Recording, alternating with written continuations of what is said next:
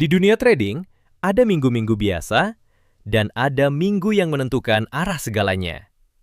Minggu ini bukan sekedar tentang profit atau loss. Ini adalah tentang siapa yang mengendalikan market global. Minggu ini, dunia tidak hanya bergerak, dunia sedang menunggu. Menunggu keputusan dari mereka yang benar-benar menggerakkan market. Dari Bank Sentral Amerika, Jepang, Inggris, dan Eropa. 4 kekuatan dalam satu minggu yang sama. Ini bukan kebetulan, tapi ini adalah titik benturan kebijakan global. Bayangkan, jika The Fed tetap agresif, dolar akan semakin kuat, dan semua aset lain akan tertekan. Jika mereka mulai melunak, maka uang akan mengalir ke gold, silver, dan aset berisiko. Di video ini, kita akan membahas top 5 pair dengan analisa teknikal dan fundamental untuk melihat peluang market yang benar-benar relevan minggu ini. Sebelum kita melihat ke depan, kita harus memahami cerita yang sudah terjadi. Minggu lalu, market mulai berbicara. Data demi data keluar, dan semuanya meninggalkan jejak. Dari sisi Amerika, retail sales naik. Core data tetap solid, ekonomi mereka belum runtuh. Tapi di sisi lain, Eropa mulai goyah. PMI tidak konsisten, sehingga momentum melemah. Seperti mesin yang mulai kehilangan tenaga. Dan Inggris, average earnings turun. Tekanan ekonomi mulai terasa. Ini bukan crash, tapi ini adalah tanda awal. Market mulai memilih dolar tetap kuat, euro dan pound mulai kehilangan arah. Dan sekarang, semua mata tertuju ke minggu ini. Analisa fundamental. Ini dia, minggu penentuan. Satu persatu event besar akan muncul. BOJ Policy Rate, BOE Rate Decision, FOMC, GDP, CPI, dan Core PCE. Bayangkan, ini seperti domino. Satu keputusan jatuh, yang lain akan mengikuti. Jika The Fed berkata, kami masih melawan inflasi. Dolar naik, gold akan jatuh, dan market terjadi risk off. Tapi jika mereka berkata, kami mulai berhenti. Dolar jatuh, gold dan silver akan terbang, dan aset berisiko mulai bangkit.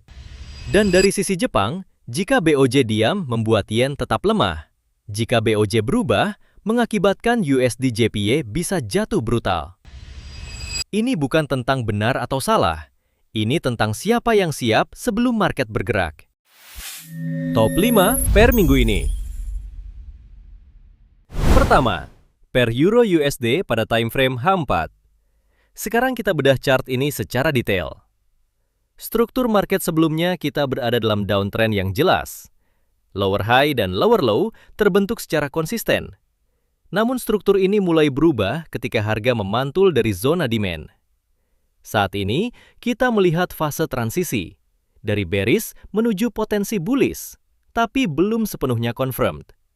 Perhatikan bagaimana EMA yang sebelumnya terbuka lebar ke bawah, sekarang mulai menyempit. Ini adalah tanda klasik bahwa momentum bearish mulai melemah. Harga bahkan sempat bergerak di atas EMA, menandakan adanya tekanan beli. Namun sekarang, harga kembali mendekati EMA. Artinya market sedang dalam fase konsolidasi. Trendline naik masih utuh, selama garis ini tidak ditembus. Bias jangka pendek masih cenderung bullish. Namun jika break, itu bisa menjadi sinyal perubahan arah. Sekarang perhatikan zona penting. Pada bagian atas, terdapat area resistance utama berada di 1,1790 hingga 1,1850. Ini adalah area di mana harga sebelumnya ditolak dengan kuat. Dan zona supply di kisaran 1,1870 hingga 1,1930. Area ini masih valid dan menjadi benteng utama seller. Pada bagian bawah, kita punya area support di 1,1640 hingga 1,1580. Ini adalah area reaksi saat ini. Jika kita lihat lebih dalam, zona demand besar tetap berada di 1,1550 hingga 1,1490. Kesimpulan, market saat ini berada di dalam range besar. Diapit oleh resistance kuat di atas dan support krusial di bawah. Dan seperti biasa, market tidak akan diam selamanya. Breakout hanya tinggal menunggu waktu. Skenario trading. Skenario bullish akan valid jika harga mampu bertahan di atas area support 1,1640 dan mulai membentuk higher high baru. Maka kita bisa mengantisipasi kelanjutan kenaikan dengan target pertama berada di 1,1790. Dan jika momentum kuat, harga bisa kembali menguji 1,1850. Tapi ingat, jangan entry karena FOMO. Namun, skenario bearish akan terjadi jika support gagal bertahan dan harga menembus 1,1580 dengan tekanan kuat, maka struktur bullish akan batal. Market berpotensi kembali turun menuju zona demand di 1,1550 hingga 1,1490. Ini adalah area di mana smart money bermain.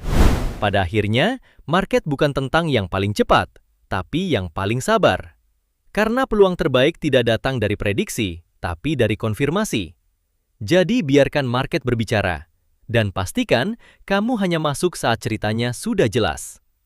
Kedua, pair GBP USD pada time frame H4. Sekarang kita biarkan chart berbicara. Struktur besar masih jelas yaitu bearish, ditandai dengan lower high, lower low, dan channel turun masih mengikat pergerakan harga. Namun dari dasar harga memantul kuat. Break EMA mendorong harga naik dengan momentum cepat. Tapi sekarang, kita mulai melihat sesuatu yang berbeda. Pergerakan melambat, candle mulai kecil, dan arah mulai sideways. Ini bukan impuls lagi, tapi fase distribusi. Market sekarang terjebak di antara dua bagian. Pada bagian atas, terdapat area resistance di 1,3600 hingga 1,3670. Dan zona supply besar di 1,3720 hingga 1,3800. Pada bagian bawah, terdapat area support di 1,3430 hingga 1,3380. Dan zona demand kuat di 1,3300 hingga 1,3230. Harga saat ini tepat di tengah medan perang, ditandai dengan higher low mulai terbentuk, tapi belum ada breakout valid. Artinya market sedang menarik napas, menunggu siapa yang akan mengambil alih. Kesimpulannya, pada tren besar adalah bearish, tren kecil adalah bullish correction, dan saat ini harga berada di zona keputusan. Skenario trading. Skenario bullish akan valid jika harga mampu menembus dan bertahan di atas resistance 1,3600. Maka momentum naik bisa berlanjut dengan target berikutnya di 1,3670 hingga 1,3720. Tapi ingat, ini hanya valid jika breakout terjadi dengan kuat. Namun skenario bearish akan terjadi jika harga gagal menembus resistance dan justru breakdown di bawah 1,3430. Maka market akan kembali ke jalur aslinya dengan target di 1,3380. Bahkan kembali ke 1,3300. Dan disitulah buyer terakhir akan diuji. Market tidak pernah salah. Yang salah adalah mereka yang memaksakan arah. Karena pada akhirnya, trading bukan tentang seberapa sering kamu benar, tapi seberapa baik kamu bertahan saat kamu salah. Ketiga, pair USD JPY pada time frame H4. Sekarang kita masuk ke jejak kaki pelaku besar di chart. Struktur market bergerak dalam range besar sideways volatile, terlihat fase distribusi di area atas. Higher high mulai melemah, indikasi buyer mulai kehilangan tenaga. Indikator EMA menunjukkan fase konsolidasi. Harga sempat di atas EMA, tapi sekarang kembali menekan ke bawah. Tren line naik masih valid, tapi mulai diuji. Zona kunci pada bagian atas terdapat area resistance di 159,85 hingga 160,25 dan zona supply kuat di kisaran 160,50 hingga 161. Pada bagian bawah terdapat area support 159,10 hingga 158,80 dan zona demand di kisaran 158,55 hingga 158. Kesimpulannya, market berada di zona penentuan arah. Break salah satu sisi potensi impuls besar berikutnya. Skenario trading. Skenario bullish akan valid jika harga mampu break dan close kuat di atas resistance 160,25. retest valid tanpa breakdown, maka potensi naik ke zona supply di 160,50 hingga 161. Bahkan bisa lanjut jika momentum kuat. Mengikuti breakout buyer institusional.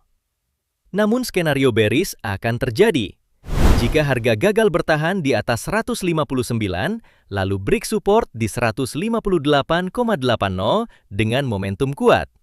Maka potensi turun ke zona demand di 158,55 hingga 158. Jika tembus, bisa lanjut lebih dalam.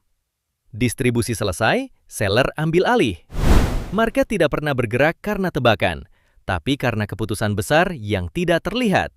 Tetap disiplin, tunggu konfirmasi. Karena di market seperti ini, bukan yang paling cepat yang menang, tapi yang paling sabar membaca arah. Selanjutnya, silver pada time frame H4. Sekarang kita lihat apa yang sebenarnya dilakukan harga. Struktur market menunjukkan satu hal penting. Sebelumnya, kita melihat kenaikan yang cukup sehat. Higher high terbentuk, momentum sempat kuat. Namun sekarang harga mulai kehilangan tenaga. Kita masuk ke fase pullback.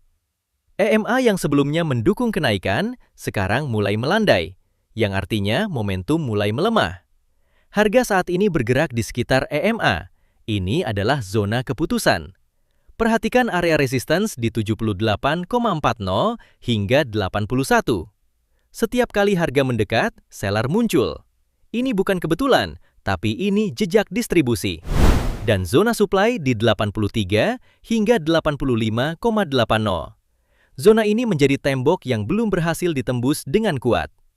Pada bagian bawah, kita punya area support di 73,40 hingga 71. Dan lebih dalam lagi terdapat zona demand kuat di 69,30 hingga 67. Jika support ini ditembus, maka struktur bullish akan mulai runtuh. Kesimpulannya, market sedang dalam fase konsolidasi dengan potensi transisi ke bearish jika support gagal bertahan. Skenario trading.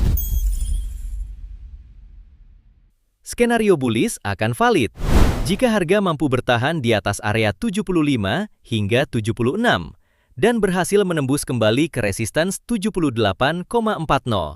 Maka itu adalah sinyal bahwa buyer masih punya tenaga.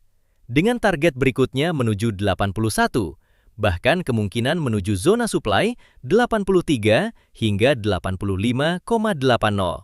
Tapi tunggu retest dan validasi.